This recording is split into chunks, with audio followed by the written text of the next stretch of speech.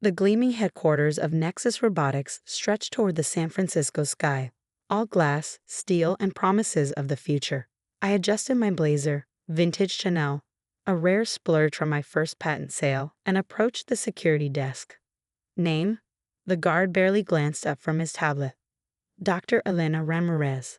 His fingers paused over the screen. Ah, yes, Mrs. Ramirez. We were sorry to hear about Miguel. He was well liked here. I blinked, confused. I'm sorry. Miguel Ramirez? Our maintenance supervisor? He looked at me with practiced sympathy. The invitation was a courtesy, given his years of service. Mr. Torres is very generous that way. Mr. Torres, my son David's new last name, taken from his father's side after the divorce. A choice he made at 18 when venture capitalists suggested that David Torres would attract more funding than David Ramirez. There seems to be a misunderstanding, I started. No need to be modest, another guard cut in, printing out a badge. Miguel always said his wife was smart as a whip. Here you go, maintenance staff family. The service entrance is around the back, but given the occasion, you can use the main door. I took the badge, 30 years of academic politics keeping my face neutral.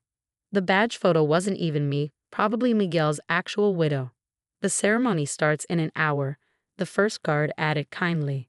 Though if you want to help the cleaning crew with final preparations, I'm sure they welcome a familiar face. My phone buzzed, the latest Nexus prototype, given to me by David months ago for beta testing. He did mention I designed its core neural network architecture. Mom, where are you? The press is starting to arrive. Just getting my security badge, mio, I replied in Spanish, watching the guard's expressions shift at my familiar tone with the company's founder. What? I left instructions. Never mind. Jenny's coming down to get you. Moments later, Jennifer Chen, David's CTO and fiancé, burst through the security doors. Alana, I am so sorry. These idiots. It's fine. I smiled, remembering similar moments throughout my career. Though I think we need to update their database. Jenny's eyes narrowed at my badge. Who's Maria Ramirez? Apparently, my doppelganger. I couldn't help but chuckle, though I suspect she's actually Miguel's widow. This isn't funny, Elena. You're our keynote speaker. The guard's head snapped up. About that, I said mildly, perhaps we should discuss the presentation order. I had some thoughts about introducing the quantum processing matrix before. Dr. Ramirez? The first guard's voice cracked. As in, Dr. Elena Ramirez? The pioneer of adaptive robotic neural networks? Jenny finished.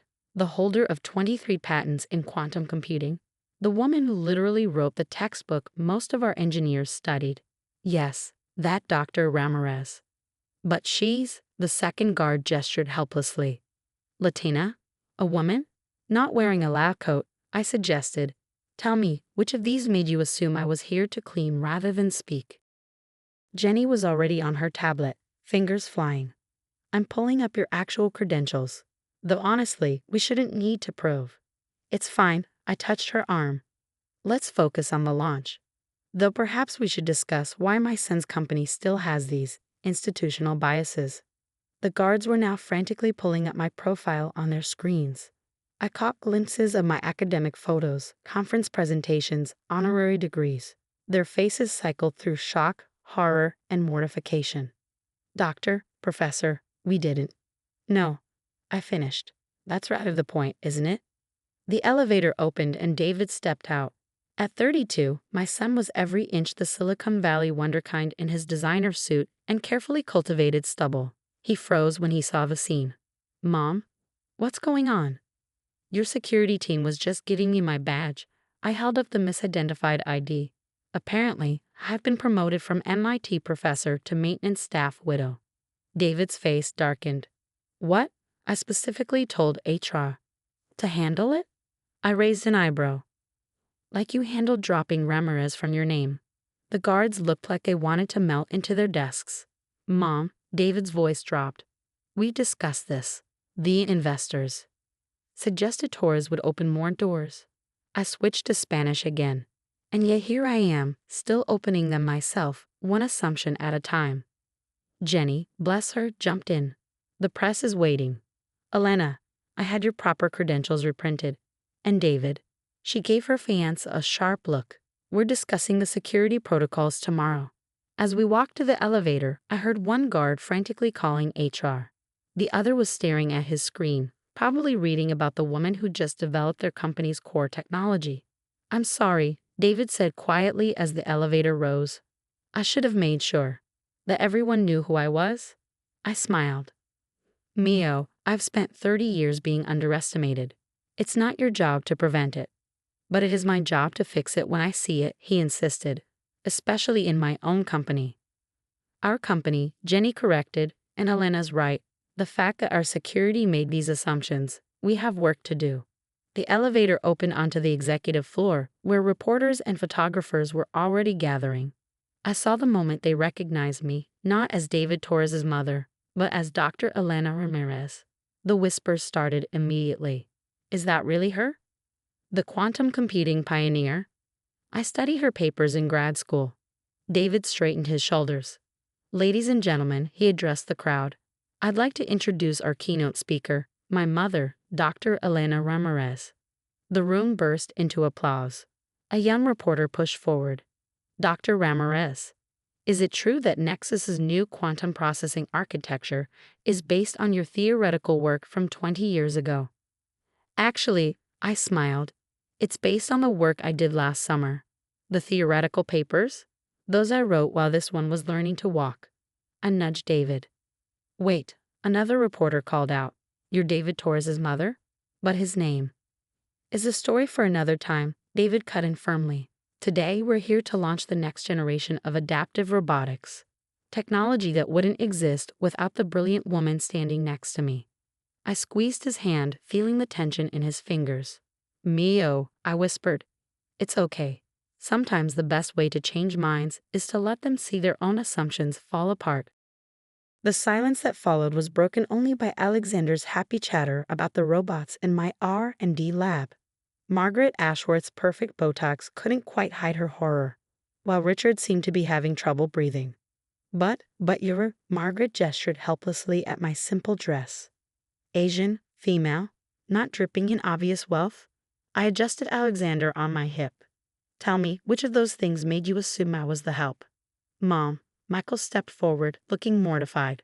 I am so sorry. I should have said something when they started. It's fine, I assured him. Though perhaps now would be a good time to tell them about the other surprise.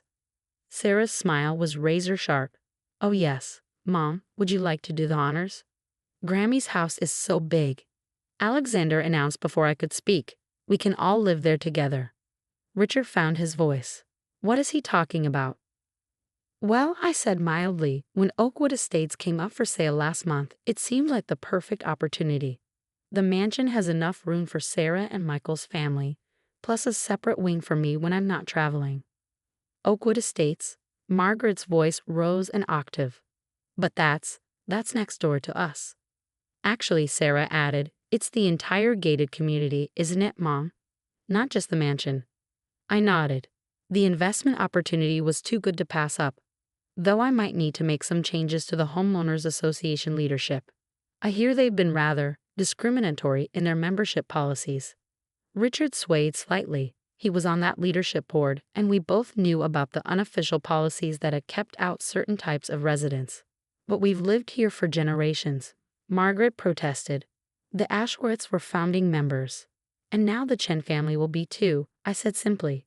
Unless, of course, you have objections to having neighbors who look like me. Michael cleared his throat. We're moving in next week. Sarah and I thought it would be good for Alexander to be closer to both his grandmothers. Both? Margaret's voice was faint. But the social committees, the country club. Oh, that reminds me, I shifted Alexander to my other hip. I should mention that Chen Technologies pension fund just acquired a controlling interest in the country club. We'll be making some changes there too. More inclusive membership policies, for starters. Richard's face had gone from purple to gray. The club has certain standards. Yes, I agreed. And those standards are about to change, just like the seating arrangement at this party. I gestured to the tables I was supposed to have been setting up. Alexander, sweetheart, how would you like to help Grammy rearrange things? I'm thinking one big table where everyone sits together. No more kids' table, he asked hopefully. No more any tables, Sarah confirmed. No more artificial divisions of any kind. Margaret made one last attempt. But the social hierarchy, the proper order of things, is changing, I finished for her. Just like it changed when a young immigrant woman with a computer science degree decided she could compete with the tech giants. Just like it changed when that woman's daughter married your son, despite your initial reservations. We didn't know, Richard said weakly. That's the problem. Sarah's voice was firm. You didn't bother to know. You just assumed. About Mom, about our cultural heritage, about everything that didn't fit your narrow view of proper. But now you do know, I set Alexander down gently. So we have two choices. You can continue clinging to your outdated prejudices, in which case you'll find your social and business circles becoming increasingly limited. Or, Margaret whispered. Or you can join us at one big table, I smiled. Where your grandson can grow up proud of all his heritage, not just the parts you deem acceptable. Alexander tugged at Margaret's designer skirt. Grandma Ashworth, want to see the robots in Grammy Wise Lab? They're so cool, and she lets me help program them. Something shifted in Margaret's face as she looked down at her grandson. Perhaps it was the genuine excitement in his voice, or the way he moved easily between his two worlds. He's learning programming? She asked softly. Among other things, I nodded. He's quite talented. Like his father, he has a gift for bridging different worlds. Michael put his arm around Sarah. That's what we're hoping for with the move. A chance for Alexander to have the best of both his heritages, both his families. Richard looked at the clipboard he tried to hand me earlier, then at his grandson. Perhaps we could start by rearranging these tables. The press conference became more than just a product launch. It turned into a moment of reckoning. Standing at the podium, I could see the exact moment the industry journalists realized they'd been reporting on my technology for years without knowing its true origin. The quantum processing matrix that powers Nexus's new line, I explained, pulling up the holographic display, was conceived 20 years ago in my MIT lab. Back then, they called it Ramirez's folly. David stepped forward. They called it impossible. Until now. The neural network diagram floated above us, complex and beautiful. In the front row, I spotted the editor who'd once rejected my paper, claiming the math was too ambitious for someone of your background. Dr. Ramirez, a young reporter, raised her hand. Why did you choose to develop this technology through your son's company rather than the traditional academic route? I smiled.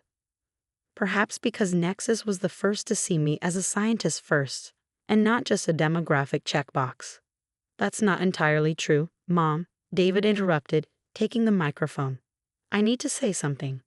Jenny shot him a warning look, but he continued. When I started Nexus, I changed my name from Ramirez to Torres. I told myself it was a business decision. The truth? He looked at me. I was afraid. Afraid that the prejudices that had held you back would hold me back too. The room fell silent. But today, watching security mistake my mother, the literal inventor of our core technology, for maintenance staff, I realize I've been part of the problem. He turned to the cameras. Effective immediately, I'm changing my name back to David Ramirez. And Nexus is launching a new fellowship program for underrepresented engineers, named after the woman who taught me that innovation doesn't care about your last name. I felt tears threatening. Me. The Elena Ramirez Fellowship, Jenny announced, stepping up. Full funding for minority women in quantum computing. Because one brilliant mind overlooked is one too many. The press erupted with questions. Through the chaos, I saw the security guards from earlier, standing at attention by the doors. Their badges had been modified, security team, protecting innovation without prejudice. One more thing, I said into the microphone. To the young Latina girls watching this, the ones being told to set their sights lower, to be more realistic about their dreams. I pulled up the final slide, showing my original equations from 30 years ago. This is what realistic looks like. And if anyone tries to tell you otherwise, tell them to check their assumptions. They might find they're running on an outdated operating system. The laughter that rippled through the room carried the weight of recognition. How many others have faced similar barriers, similar assumptions? Later, at the reception, the security guards approached me. Dr. Ramirez, the first one said, We've submitted our resignations. Don't, I replied. Stay, learn, help us build something better. But we assumed. Exactly, you assumed. Now you know better. That's how change happens. One corrected assumption at a time. David joined us, his new badge proudly displaying Ramirez. Mom, the board wants to name you Chief Innovation Officer. Part-time, I stipulated. I still have students to teach, future minds to unlock. Future minds who won't have to change their names to be taken seriously, he said softly. Looking around the room, at the press now eagerly covering the human story behind the technology, at Jenny's proud smile, at the security team's transformed understanding, I saw something more valuable than any patent or prototype. I saw change happening in real time. You know, Mio, I said, sometimes the most revolutionary technology isn't in the chips or the quantum processors. No, it's in the moments when we force people to upgrade their thinking, to debug their prejudices. David laughed. Trust you to turn discrimination into a coding problem. Everything's a coding problem, I winked. Some just require a more human touch to solve. And there, in a room full of next-generation technology, the real innovation wasn't in the machines at all. It was in the minds beginning to compute a new kind of future, one where names like Ramirez belonged on patents, podiums, and history books. One where assumptions get debugged, one story at a time.